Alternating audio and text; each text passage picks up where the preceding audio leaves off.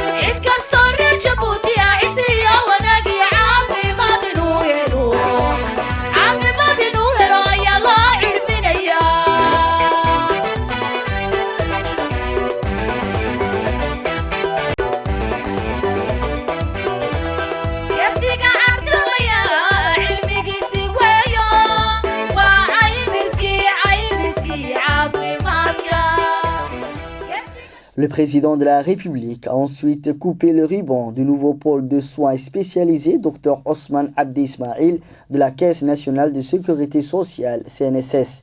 Notant que le regretté Dr Ousmane Abdi Ismail, dans le nouveau pôle de soins spécialisés de la CNSS, portera le nom à exercer son métier de médecin durant 35 ans à l'ex-SMU 2 où il était particulièrement apprécié par les usagers pour son professionnalisme et ses qualités humaines exceptionnelles. Le pôle de soins spécialisés PSS est une extension du centre de soins 1, ex-SMI 1, qui a été construite en 1972. Le nouveau pôle a pour mission d'offrir des soins spécialisés, notamment en dentisterie, ophtalmologie, en gastro-entérologie, en neurologie et neurologie. La construction de ce nouveau pôle de soins spécialisés est née de la volonté de la CNSS, qui est soucieuse d'absorber plus efficacement le flux de nouveaux assurés sociaux.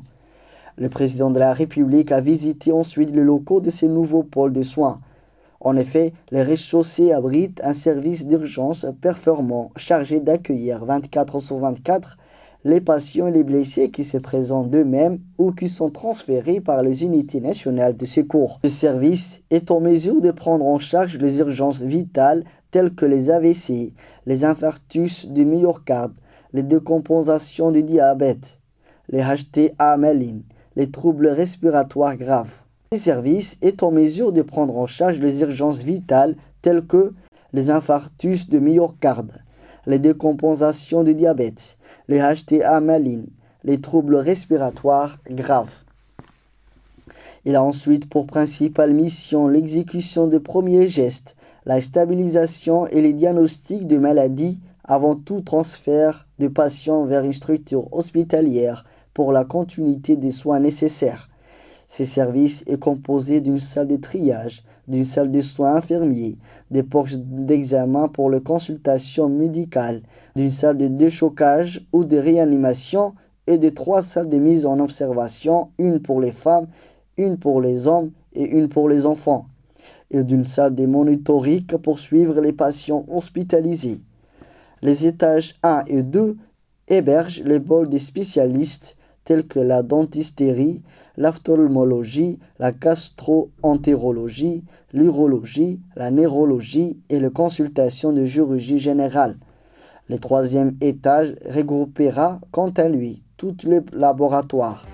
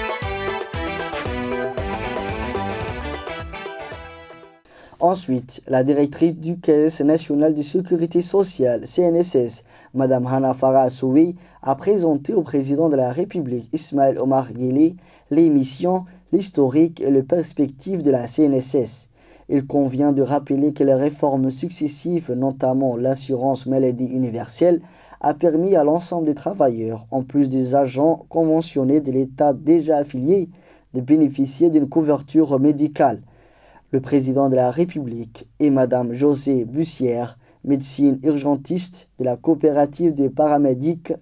de l'Ottawa, ont échangé des cadeaux. Mme José Bussière, qui a initié avec la direction de la CNSS, c'est grâce à un protocole d'accord conclu entre la CNSS et la coopérative des paramédics de l'Ottawa au Canada.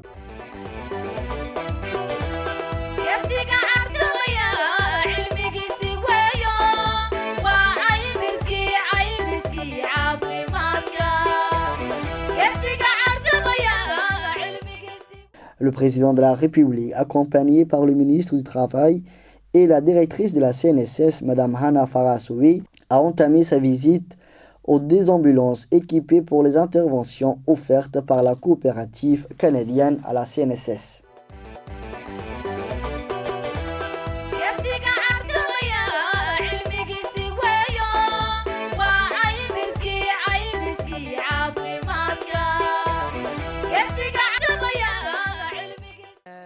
Ça a été un travail de coopération incroyable. Les Djiboutiens ont fait des efforts incommensurables afin d'ouvrir ce que vous avez aujourd'hui, la plus performante des urgences du Djibouti, qui va offrir des soins de spécialisés absolument fantastiques. Félicitations à votre peuple, félicitations au président de prendre la santé de vos citoyens à cœur et de leur offrir quelque chose qui va leur servir à long terme. Cette structure va répondre à l'augmentation du nombre des patients qui vont venir ici. En fait, ce qui a été fait, c'est que puisque le nombre de conventionnés a augmenté, parce qu'il y a maintenant, il y aura aussi les fonctionnaires, les retraités, tout le monde, en fait, toute la population djiboutienne va venir ici. Donc, il y avait besoin d'une grande salle d'urgence. C'est pour ça que cette structure a été mise en place et on assiste aujourd'hui à son ouverture. Donc, elle va répondre aux besoins en urgence. Pratiquement, il y a des lits de 20 hommes, 20 femmes et 20 enfants. Donc, c'est vraiment une grande structure qui pourra accueillir beaucoup de personnes. Combien de services compose ce bâtiment ? Ce bâtiment se compose d'abord au rez-de-chaussée, la salle d'urgence, et puis au premier étage, on aura des spécialistes dentaires, que ce soit en ophtalmologie, que ce soit cardiaque, ophtalmologie. Il y aura beaucoup de spécialistes qui seront au premier et au deuxième étage. En troisième étage, on aura les laboratoires de d'hématologie, de biochimie et de bactériologie et parasitologie. Donc c'est un pôle vraiment spécialisé et qui va regrouper toutes ces spécialités. shucuurtu maanta markaad aragtid waxaa maanta halkan shucuur la koobi karayo maaha waa shucuur wadaninimo weeyaan kow inkastoo aan waddankaygii hooyo aan joogo maanta aanadee la socdo dad reer Canada oo Canada waddanka kale warqadiisii iyo dhalashadiisa haysto wixii aan waddankaasi dib inaan ugu soo celiyo expertise-gii iyo wixii halkan lagu baray aan dad u keeno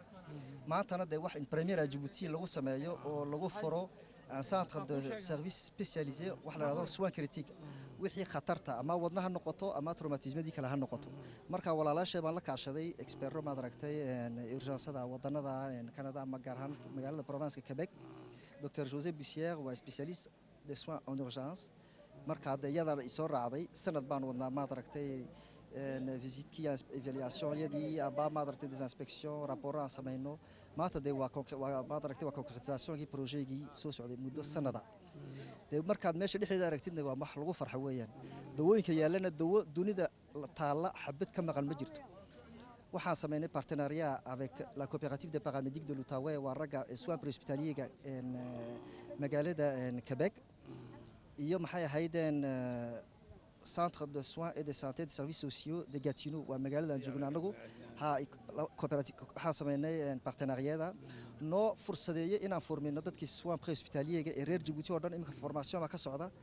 inaad war u haysiinayeen kala mooyaan meeshan protection civile meeshan protection civile oo 8 qof lagu barayo dadkii u horeeyay ee soins préhospitaliers sameynaya Djibouti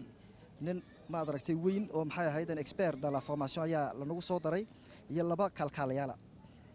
markaasi dhakhtarka ka shaqeeyana waxa lagu soo daray dad ku takhasusay ma aragtay daweynta degdega oo soins critiques hada doonisid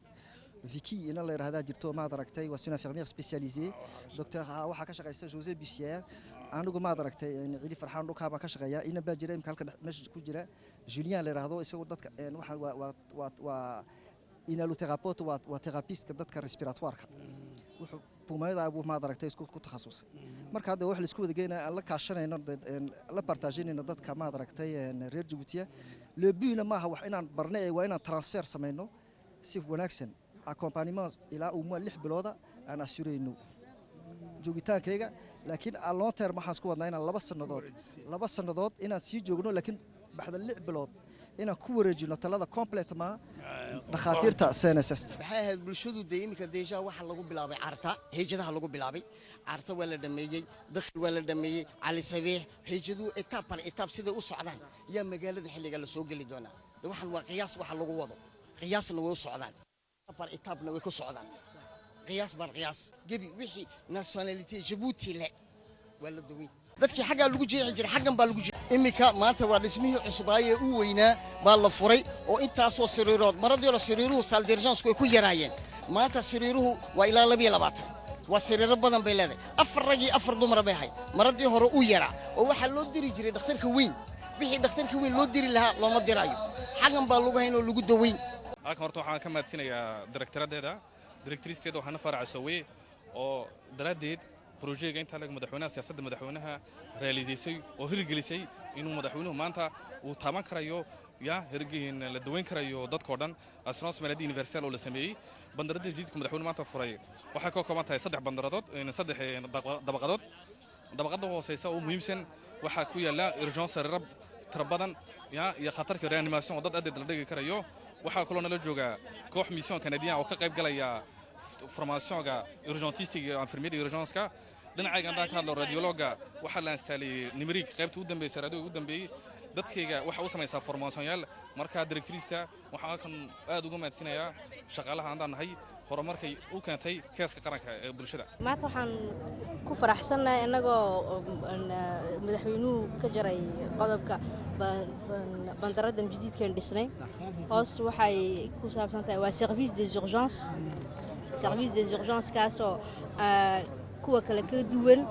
oon soo dhignay qalabkii u dambeeyay sidaan lagu daweeyo dadka haddii ay noqoto premier soins de secours waxa la yiraahdo marka dushuna waxay ka kooban tahay wixii medecin specialist ka fadhiisan doona haddii la yiraahdo waxaan kaloon ku tala jirnaa haddii la yiraahdo inaan service des ambulances aan samayno oo dadka dibadda hadday wax ku noqdaan aba haddii kale soo garaaci karaan ambulance loo diri karo oo la keeni karo ilaa iyo service des urgences keena wuxuu ka kooban tahay waa 22 sariirood ka kooban yahay mid saalka ugu horeeyay saal de déchocage baa la dhahaa waa saal lagu reanimation iyo lagu qafka lagu badbaadinayo si degdeg ah loogu badbaadinayo ta kalena waxaa jira sidaan uga jawaabi lahayn si degdega baahida caafimaadka dadka bulshada reer Djibouti qofka hadii amba wadnuhu qabto amba xanuun degdeg ku soo gaaro sidii loo ordiyay xaggii la geeyay meesha waxa la dhigay qalabkii u dambeeyay adduunyada maanta waxaan la jaan qaadaynaa adduunyada waa nasiib wanaag waa sharaf waa fikradda waxa iska la madaxweynaha barkad waddankeennaytid haddii la waayo meel qofka degdeg marka loo qabto la geeyo waa nasiib darro markaas fikraddaasi dhowr sano 3 sano ka hor buu madaxweynuhu leeyahay oo loo fikrina xagga laga furo baatimo urgence una waxa maanta dhamaaday maanta waa dabaaldeg weyn waayo waa wixii sugina dhowr sanadood yaa maanta suurtoolay maqsin baan soo aragnay waxa yaal 22 sariirood weli ma jiro dhakhtar intaas soo socda yaalayna urgence una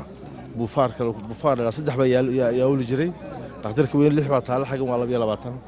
waa nasiib wanaag maanta waxaan oran karnaa inaan haysano dhakhtar norm international oo naafici doon hadii la hayno anagu waan isku daynaa waxaan la isku dayin lama qabto